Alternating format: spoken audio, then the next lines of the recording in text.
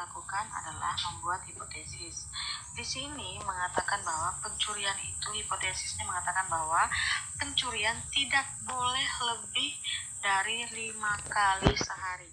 Tidak boleh lebih dari 5 kali sehari, berarti di sini harus lebih kecil sama dengan. Nah, kalau sudah pakai lambang lebih kecil sama dengan, berarti hipotesis satunya atau alternatifnya harus lebih besar. Nah, kalau sudah pakai lebih kecil dan lebih besar, maka ini merupakan pengujian satu arah. Nah, langkah berikutnya adalah dengan menentukan taraf nyata. Kalau pengujian satu arah berarti taraf nyatanya adalah alfa sama dengan berapa, taraf nyatanya 5%, tidak perlu dibagi karena dia pengujian satu arah saja. Jadi di sini alfanya sama dengan 0,05.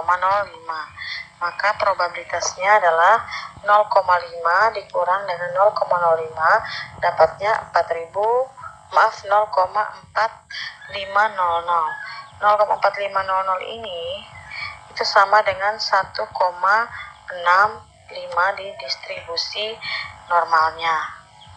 Dari tabel distribusi normalnya 0,45 itu ini ada di 1,6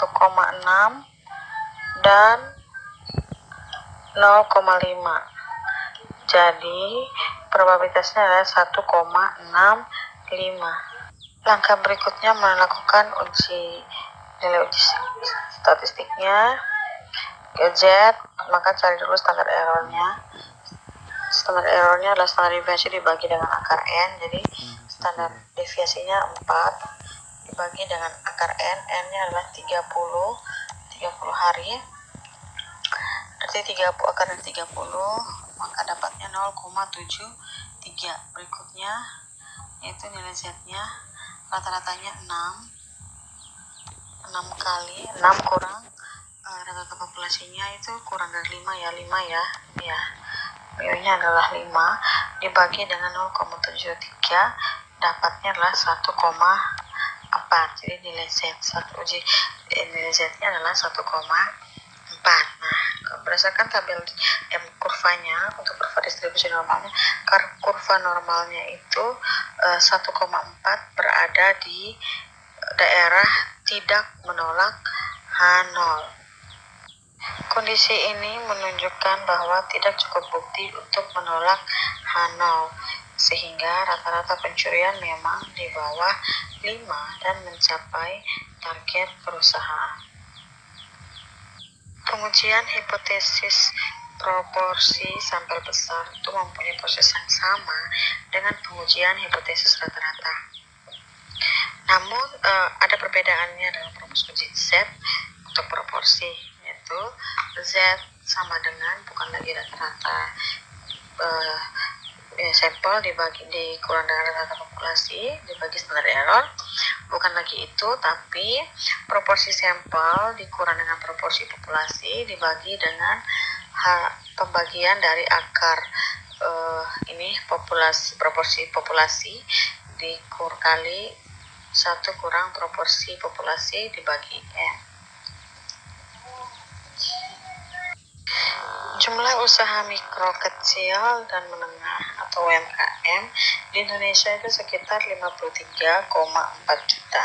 Sementara usaha besar mencapai 4.838 unit. Sehingga jumlah UMKM mencakup 99,99% dari kegiatan usaha di Indonesia. Untuk meningkatkan akses UMKM terhadap pemodalan, pemerintah melaksanakan program kredit usaha rakyat atau KUR, di mana pemerintah memberikan jaminan kredit sebesar 70-80%.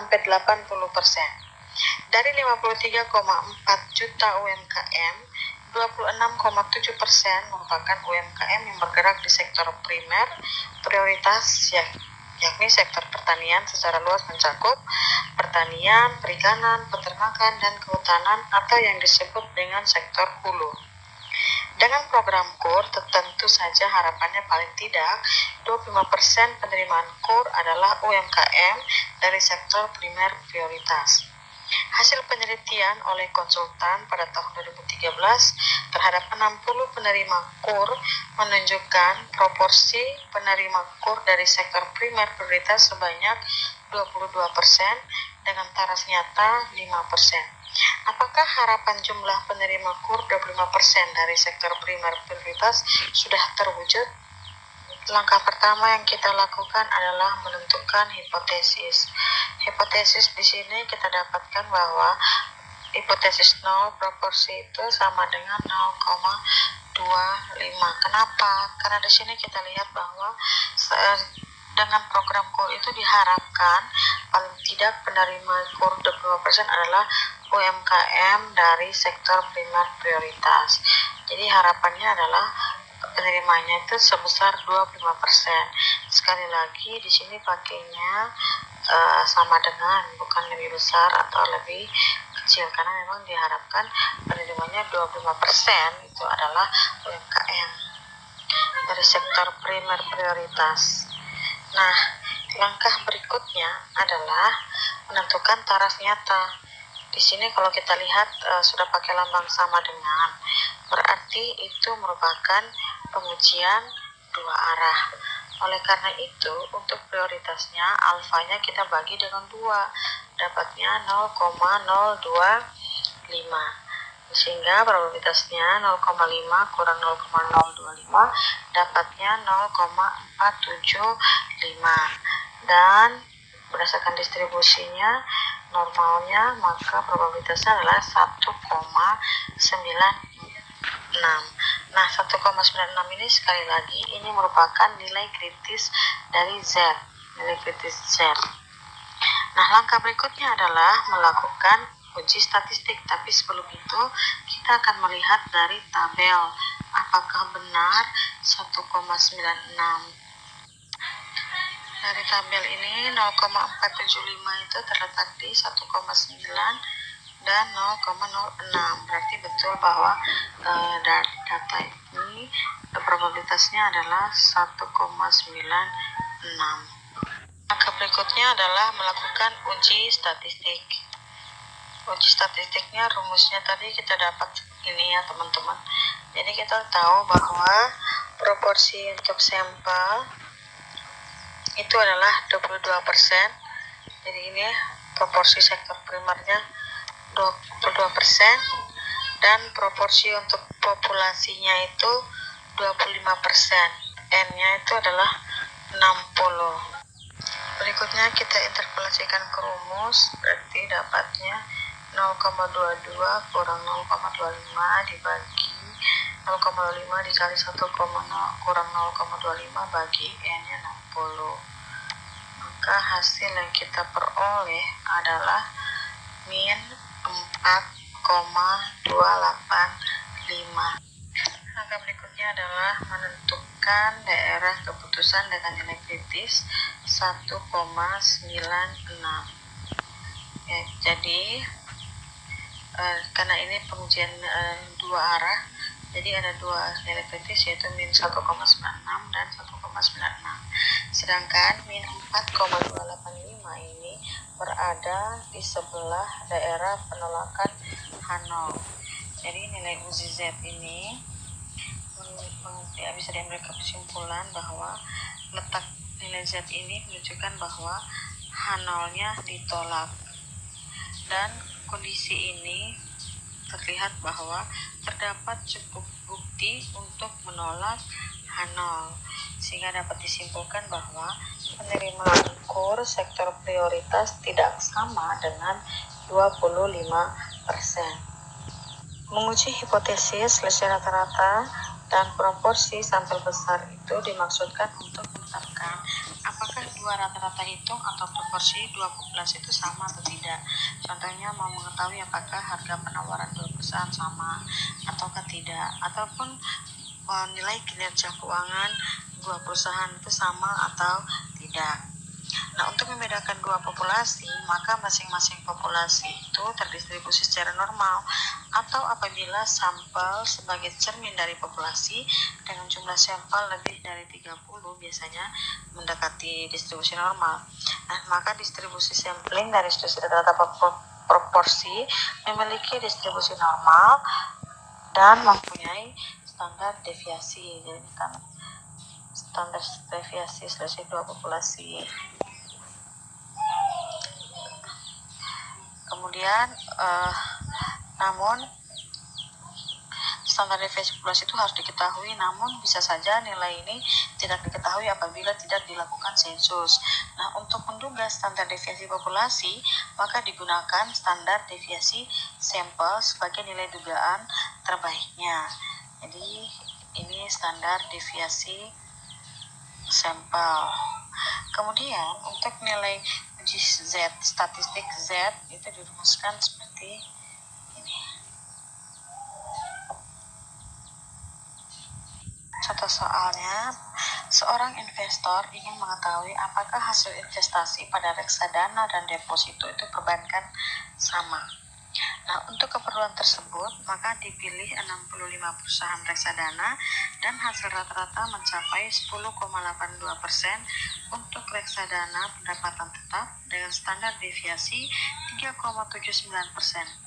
Pada 22 perbankan, diketahui bahwa suku bunga deposito rata-rata 6,69% dan standar deviasinya 1,85%. Nah, dengan taraf nyata 5%, tentukan apakah rata-rata hasil investasi di reksadana dan perbankan itu sama. Pertama itu membuat hipotesisnya. Hipotesis di sini kita akan menggunakan tanda sama dengan. Kenapa? Karena di sini kita mau melihat apakah rata-rata hasil investasi di reksadana dan perbankan itu sama. Jadi diasumsikan bahwa mereka itu sama. Jadi hipotesis 0 adalah selisih populasi 1 yaitu perbankan, atau populasi 1 adalah investasi yang di reksadana dan yang dikurangi dengan populasi 2 yang di perbankan sama dengan 0. Maka hipotesis satunya adalah menggunakan lambang tidak sama dengan. Nah, berdasarkan ini, maka kita dapat menyimpulkan bahwa ini menggunakan uji signifikansi yang dua arah karena menggunakan sama dengan. Nah, yang berikutnya adalah menentukan alfanya. Taraf keyakinannya itu adalah 5% karena ini pengujian dua arah, maka alfanya dibagi 2 dapatlah 0,025. Kemudian probabilitasnya 0,5 dikurangkan dengan 0,025 dapatnya 0,475. Berdasarkan distribusi normal sama dengan soal yang tadi sebelumnya, maka dapatlah probabilitas sebesar 1,96. Langkah berikutnya adalah menghitung selisih standar deviasi. Kita gunakan rumus ini ya teman-teman. Jadi untuk yang sampel pertama itu ada reksadana, investasi di reksadana itu standar devisinya 3,79 dengan jumlah sampelnya 65. Sedangkan untuk sampel kedua itu yang diperbankan bunga deposito ya, itu ada 22 perbankan dengan standar deviasi 1,85. Kemudian dikuadratkan, hasil yang kita dapat adalah 0,613. Nah, setelah kita menghitung standar deviasinya, maka langkah berikutnya adalah menghitung uji statistik